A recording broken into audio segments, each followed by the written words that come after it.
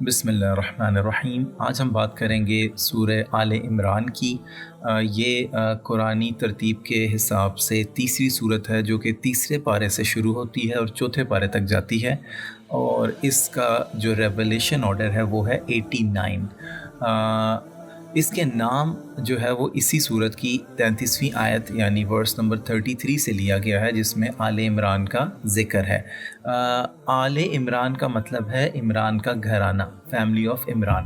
اور دوسری چیز اس صورت کے بارے میں وہی ہے جو سورہ بقرہ کے بارے میں عرض کی تھی کہ یہ صورت بھی قیامت والے دن اپنے پڑھنے والے کے حق میں اس کی مغفرت کے لیے لڑے گی، اور یہ مدنی صورت ہے۔ یہ اس دور میں نازل ہوئی، اور اس کا تھوڑا سا جان لیتے ہیں کہ اس کا بیک گراؤنڈ یا شان نزول کس کانٹیکسٹ میں یہ صورت اتری۔ تو اس کے بارے میں یہ ہے کہ بیسیکلی 60 جو ہے نا کرسچنز نجران سے نبی پاک صلی اللہ علیہ وسلم کے پاس آئے، اور یہ ان کے اچھے ریپیوٹیبل نالجبل لوگ تھے جو بیسیکلی حضور صلی اللہ علیہ وسلم کو چیلنج کرنے آئے تھے۔ اور اس کے جواب میں جو انیشیل اس کی شروع کی 83 آیات ہیں، وہ اس کے جواب میں حضور صلی اللہ علیہ وسلم کا بیسیکلی اللہ کی طرف سے رسپانس ہے۔ اور اس میں قرآن کی ایک اور چیز ہمیں ملتی ہے جس کو کہتے ہیں محاسمہ۔ محاسمہ قرآن کا ایسا نالج ہے، ایسا علم ہے جس کو آپ غلط بلیفز یا غلط عقائد کو ریجیکٹ کرنے کے لیے ایز اے ایویڈنس یوز کرتے ہیں۔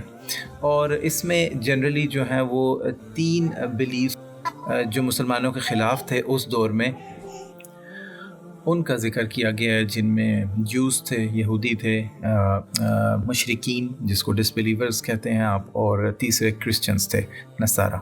اور اب ہم بات کر لیتے ہیں ان 4 ٹاپکس کی جو ہم نے شارٹ لسٹ کیے ہیں اس صورت کے تیسرے پارے میں۔ وہ نمبر 1 جو ہے اس سورہ کا سورہ بقرہ سے تعلق، یہ ملتی جلتی صورتیں ہیں۔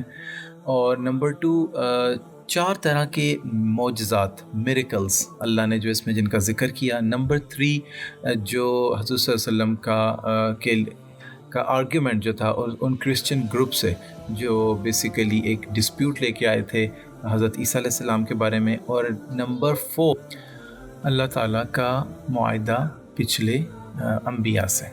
اور اب ان ٹاپکس کی تھوڑی سی وضاحت کرتا چلوں۔ نمبر 1 جو اس صورت کی ایک ریلیشن ہے سورہ البقرہ سے، بیسیکلی دونوں صورتیں جو ہیں نا وہ قرآن کی اس ریئلٹی کی بات کرتی ہیں جو اس وقت انہوں نے جو کتاب جن قوموں پہ کتاب اتری ان کو جو قرآن نے ایڈریس کیا ہے۔ سورہ البقرہ جو ہے اس نے مخاطب کیا ہے جوز کو اور مشرکین کو، ڈس بلیورز کو، اور جو آل عمران ہے وہ ایڈریس کر رہی ہے کرسچنز کو، ٹھیک ہے۔ اور ٹاپک نمبر 2 جو 4 میریکلز تھے اللہ تعالیٰ کے، اس میں سن لیجئے نمبر 1 عیسیٰ علیہ السلام کا جو معجزہ، 3 میریکلز ان کو دیے تھے۔ ایک تو ان کی فادر کے بغیر ان کی برتھ، ٹھیک ہے۔ نمبر 2 انہوں نے بچپن میں ہی ایک چھوٹی عمر میں وہ بولے، اور نمبر 3 ان کو اللہ تعالیٰ نے زندہ اٹھا لیا۔ دوسرا معجزہ جس کا ذکر ہے وہ مریم علیہ السلام کا ہے کہ ان کو بے موسم پھل عطا کیا اللہ تعالیٰ نے۔ تیسرا معجزہ حضرت زکریا علیہ السلام کا ہے کہ اللہ تعالیٰ نے ان کو بیٹا دیا ایک بوڑھی عمر میں، ایک اولڈ ایج میں اللہ تعالیٰ نے ان کو بیٹا دیا۔ اور تیسرا معجزہ جو ہے وہ ہے بیٹل آف بدر، جنگ بدر کا، جس میں 313 مسلمانوں نے 1000 کے لشکر کو شکست دے دی تھی، یہ بھی ایک معجزہ تھا۔ اور نمبر 3 اب ٹاپک پہ اگر ہم آ جائیں تو وہ ہے اہل کتاب سے مناظرہ، مباہلہ اور مفاہمہ۔ مناظرہ یہ ہے کہ بیسیکلی ڈائریکٹ کمیونیکیشن جو ان کے ساتھ ہوا، اور یہ لوگ جو یہ کرسچن کا گروپ آیا تھا وہ بہت پراؤڈ تھے، کافی ان کو کانفیڈنٹ تھا اپنے نالج میں کہ وہ حضور صلی اللہ علیہ وسلم کو اپنے بلیفز کے مطابق کنونس کر لیں گے، لیکن نبی پاک صلی اللہ علیہ وسلم نے وہ 83 ورسز ڈیسائیڈ کی اور ان کو غلط ثابت کر دیا۔ اور دوسرا پھر یہ ہوا اس میں مباہلہ کے لٹرل میننگ ہے اللہ سے مانگنا، اور یہ لفظ جو ہے نبتہل جو اسی آیت میں ہے اس سے نکلا ہے۔ تو حضور صلی اللہ علیہ وسلم نے ان کو یہ کہا کہ یار آپ بھی اپنی فیملیز کو لے آؤ اور میں بھی لے آتا ہوں، اور پھر ہم اللہ سے مانگتے ہیں، اور پھر اللہ تعالی ہمیں دکھا دے گا کہ کون سچا ہے اور کون جھوٹا ہے، اور جھوٹے پر اللہ کی لعنت ہوگی۔ تو انہوں نے یہ چیلنج ایکسیپٹ نہیں کیا اور وہ بھاگ گئے۔